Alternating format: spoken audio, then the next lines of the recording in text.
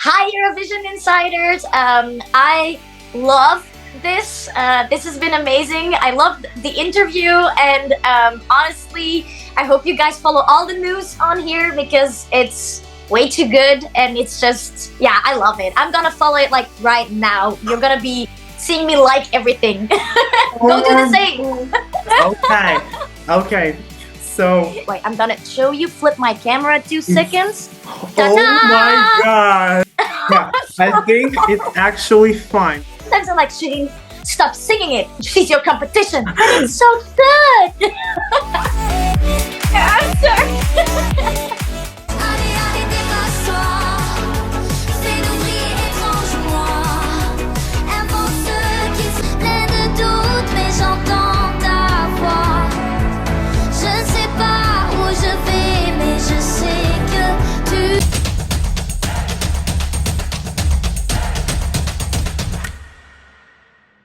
Yes. Hello, Chérine. How was your day? Tell us everything.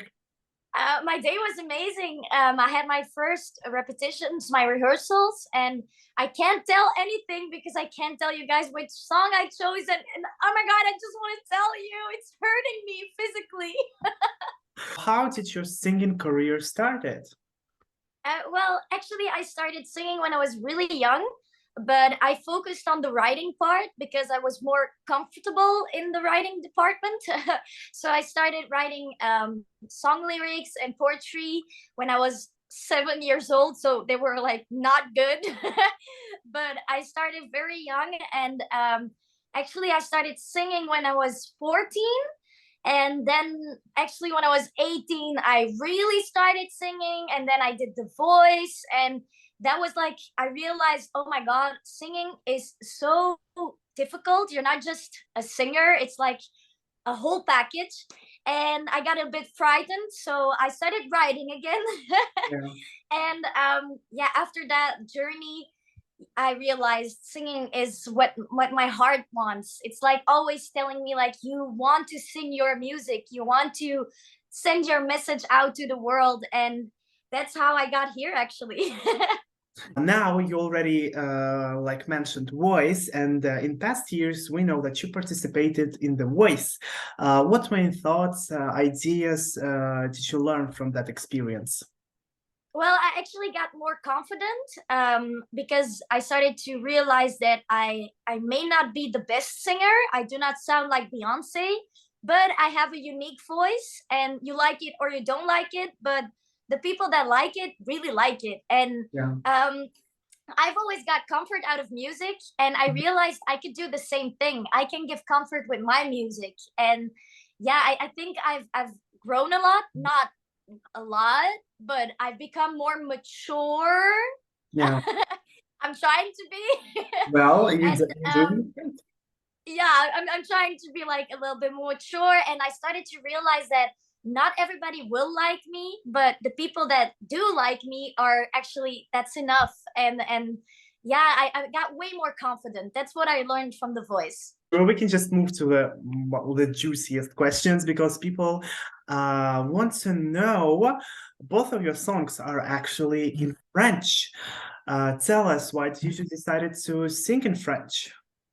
Well, I'm actually Flemish. I was born in Edegem, which is like a very Flemish town. And my mom raised me French and Dutch. So it was like the both languages were always there, and English also. So I kind of grew up in three languages.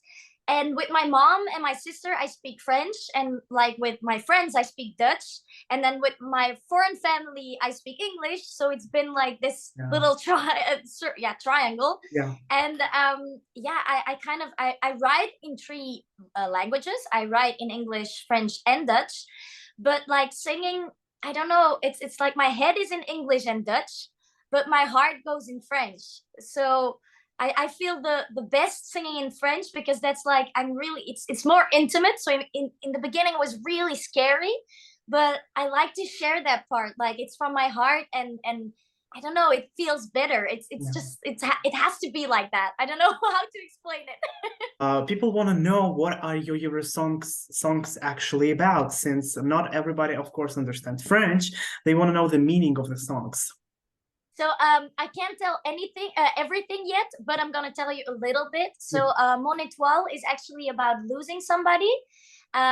So it's losing somebody close to you and still finding a way out, or finding a way of happiness. Because I have this side, I don't let sadness in. I like to push that away, even though that's not always good. I always like to see the positive and be like, no, you have to be happy because life is too short. And I think with that song, I kind of wanted to show that it's okay to hurt and still be happy. You don't have to cry all the time, and that doesn't mean you're sad. You can be sad and smiling, and that's it's super sad.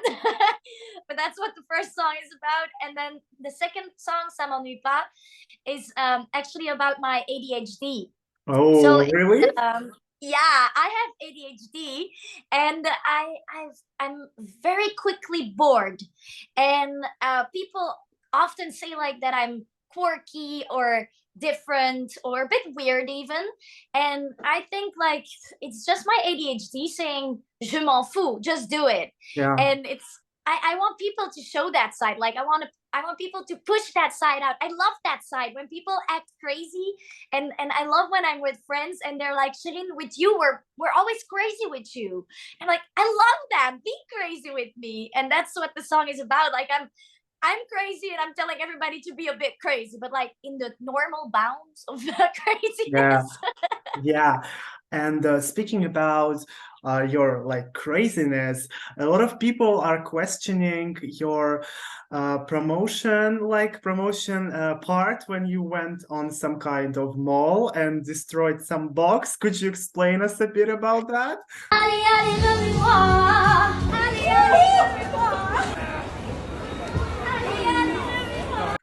So actually, I had a dream. I woke up and I called my manager and I was like, Hans, I had a dream that I was jumping out of a box and scaring people with my songs. And he was like, what did you say? I'm like, yeah, I want to make a box, like a cake kind of box, and jump out of it. Because he always says you're the cherry on top of the cake. And I was like, okay, we have to do that. And at first he was like, no, you're crazy. We're not going to do that. We were looking for cakes and it was really expensive to find like a cake-shaped box. So I was like, we're gonna make it. We can do this. It's a DIY. That's gonna be cool. So I think he hated me for a second, but then he was like, actually, this makes sense. You know, she's crazy. I'm gonna let her do this. So we made the box. He's still standing there. Yeah. Like, wait, I'm gonna show you. Flip my camera 2 seconds. Oh my God. So it took like a day, and I'm not very handy and I'm pretty clumsy, so I almost died like 6 times. But we made it, and then it couldn't enter the door, so we had to get it through the window. It was a mess, but I kept smiling. I was like, we made this box and it's gonna work. And then the day that we decided to go do the promotion, we went outside and I started to freak out. I was a little bit scared because I was like, oh my God, I'm gonna scare people. And actually it turned out pretty good and I felt comfortable with the cake. Well, I think you actually like reached your goal of your promotion for sure. You already heard other participants' songs from this selection. Could you tell us which songs did you liked from the others?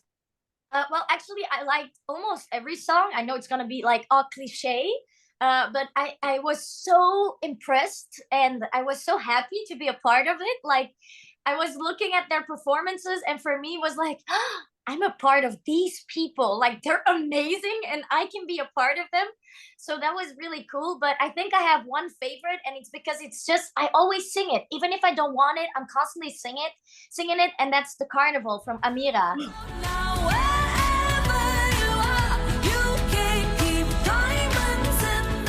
Carnival, okay. it's like a song I would like to have written, you know? I heard it the first time and I was like, damn, I wish I wrote that. It's so good. And I Yeah. keep on singing it. I can't stop myself. And then sometimes I'm like, Chérine, stop singing it. She's your competition. But it's so good. You can't really say which song did you chose, but maybe you could give us some kind of small hint or like the process. How did you chose the song? When was it? I started thinking about which song um, I would be proud of representing Belgium with, and that's like super vague, but it's you'll understand when you hear the song. And yeah, I just hope people are going to be happy with my choice because I'm happy with my choice. And Wow. yeah, it's gonna be cool. That's the thing. I think it's gonna be cool. Which artists inspire you?